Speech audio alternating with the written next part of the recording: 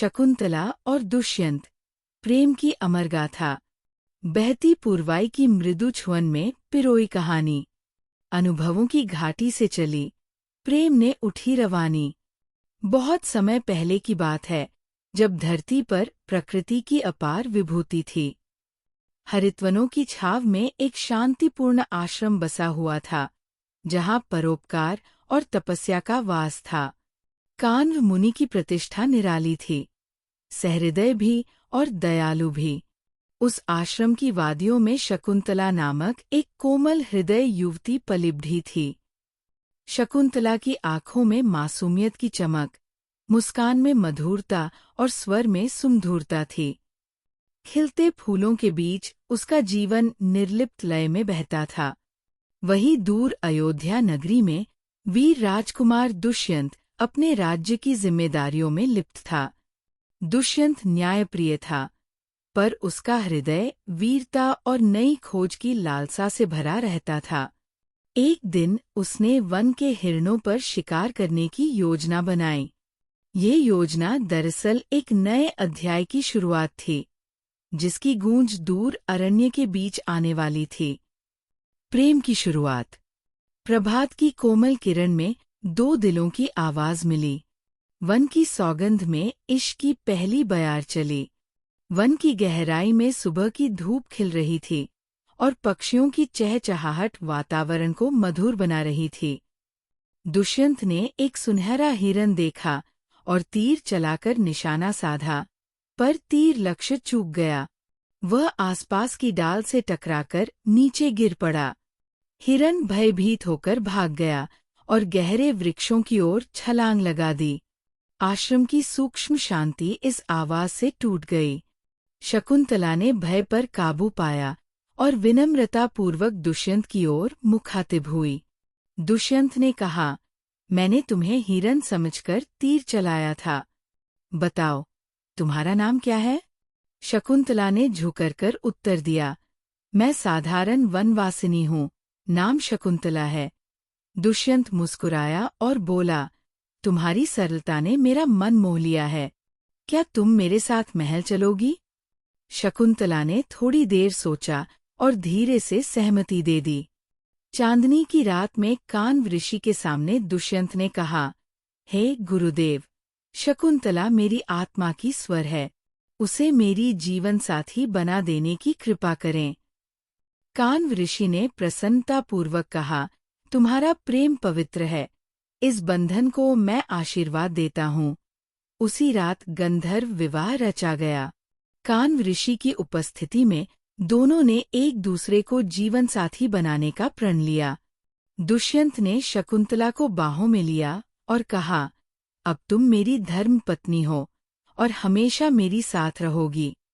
अगली भोर होते ही दुष्यंत विदा के लिए प्रस्थान करने लगा। उसने शकुंतला को गले लगाया और प्रण लिया कि शीघ्र ही वापस आएगा। दोनों की आंखों में अश्रुधारा उमड़ पड़ी, लेकिन दुष्यंत ने आश्वासन दिया कि ये स्वर्ण अंगूठी उनकी मिलन गाथा की अग्निशिखा होगी। शकुंतला ने कांपते हाथों से वो अंगूठी स्वीकार की, आंखों में उम्मीद की किरण के साथ। वियोग। विरह की अमावस अंधेरी सी ढली। तन्हाई में बोली प्यार की महफिल। दिन ब दिन शकुंतला का मन उदासी से भरने लगा। आश्रम के कामों में उसका ध्यान कहीं खो गया था। वह अक्सर अकेले ही नदी किनारे बैठी मिलनक्षणों की प्रार्थना कर रही होती। कान्व ऋषि ने देखा कि शकुंतला की आंखें अब दूर दराज की ओर ही ताकती हैं। उसकी मीठी मुस्कान झुर्रा गई थी। एक दिन तपस्वी ऋषि दुर्वासा आश्रम में आए। शकुंतला नदी किनारे गंगाजल भर रही थी, पर वह सपने सी ख्याली दुनिया में मग्न थी। वह ऋषि दुर्वासा को प्रणाम करना ही भूल गई और इससे वह प्रसन्न नहीं हुए। ऋषि दुर्वासा ने क्रोधित स्वर में कहा, तुम्हें जिस राजा की प्रतीक्षा है, वह तुम्हें भूल जाएगा। श्राप सुनते ही शकुंतला कांप उठी, उसके आंसू बह निकले। कुछ दिन बाद, जब दुष्यंत का कोई समाचार नहीं आया, शकुंतला ने अकेले ही अयोध्या जाने का निर्णय लिया।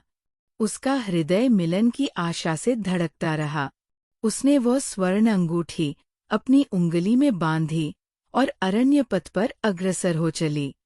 एक तेज तूफानी झोंके में अंगूठी शकुंतला के हाथ से छूटकर नदी के गहरे जल में समा गई। शकुंतला ने हाथ फैलाकर उसे बचाने की कोशिश की, पर अंधेरे पानी की धारा के अंदर कहीं उसकी आभा लुप्त हो गई। उसके स्वप्न पतझड़ के पत्तों की भांति बिखर गए। आखिरकार शकुंतला अयोध्या के दरबार पहुंची। दुष्यंत ने उसके आने की खबर सुनते ही राजसी रूप में उनका स्वागत किया, पर साथ ही कहा, तुम्हें मैंने पहचाना नहीं। तुम कौन हो? शकुंतला की आंखों में आंसू उमड़ आए। शकुंतला ने कांपते स्वर में आत्मगौरव के साथ कहा, मैं शकुंतला हूँ, कान्व मुनि की शिष्य हूँ। मेरा हृदय पहले से ही आपका इंतजार कर रहा था। दुष्यंत ने कठोर स्वर में कहा, मैं तुम्हें पहचान नहीं पाया, विदा हो जाओ। शकुंतला का हृदय टूट गया, पर वो मौन ही आश्रम वापस चली गई। अभिज्ञान। नई सुबह की किरणें संग लौटी वो याद पुरानी।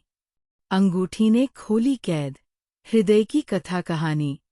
कुछ दिन बाद नदी के किनारे एक मछुआरे को वो अंगूठी मिली जो मछली के आंत में छिपी थी। उसने तुरंत राजदरबार जाकर ये अमूल्य चिन्ह दुष्यंत को सौंप दिया। दुष्यंत की आंखों में चमक लौट आई जब उसने अंगूठी देखी। उस अंगूठी ने खोए हुए प्यार की याद ताज़ा कर दी। वह चौंक गया, जैसे वर्षों का अंधेरा एक क्षण में छंट गया हो। दुष्यंत ने तुरंत अपने सैनिकों को आदेश दिया कि शकुंतला और उसके पुत्र को तुरंत खोज लाया जाए। अब मेरी धर्म पत्नी हमेशा के लिए मेरे पास रहेगी, उसने गर्जित स्वर में कहा। पुनर्मिलन। हर विरह की शाम ढली, एक नई सुबह लाई। पुनर्मिलन की मुस्कान ने फिर जीवन सजाई। अंततः दुष्यंत कान्व ऋषि के आश्रम पहुंचा, जहां शकुंतला अपने पुत्र भरत को गोद में लिए खड़ी थी। ऋषि कान्व ने हृदय से प्रणाम कर दोनों को आशीर्वाद दिया। दुष्यंत ने भरत को हाथों में उठाया और प्रेम से कहा, तुम्हें देख मन को सुकून मिल रहा है। शकुंतला की आंखों में आंसू थे, लेकिन उनकी मुस्कान अब उजले भविष्य की आशा लिए चमक रही थी। दुष्यंत ने शकुंतला से कहा, अब हमें कभी अलग नहीं होना है, तुम्हारे बिना मेरा जीवन अधूरा है। शकुंतला ने गर्व से उत्तर दिया, हमारा बंधन अब चिरस्थायी है। प्रत्युत्तर में कान्व ऋषि प्रसन्न स्वर से बोले, तुम्हारे इस मिलन से सबके जीवन में नई ज्योति हुई है। वापस राज्य में लौटकर दुष्यंत ने शकुंतला और भरत को सम्मानपूर्वक राजसी आभूषण धारण करवाया। उनका मिलन प्रेम की अमर गाथा बन गया। इस प्रकार प्रेम ने बिछड़ों को मिलाया और कहानी का अंत एक शिक्षाप्रद परंतु हृदयस्पर्शी संकल्पना पर पहुंचा। उनका पुत्र भरत बड़ा होकर युगों तक सम्मानित राजा बना।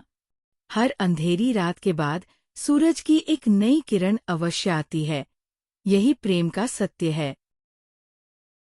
यदि इस कथा ने आपके हृदय को छुआ हो तो चैनल को जरूर सब्सक्राइब करें, ताकि हम प्रेम, तपस्या और आत्मा की ऐसी ही और कहानियां आपके साथ बांटते रहें।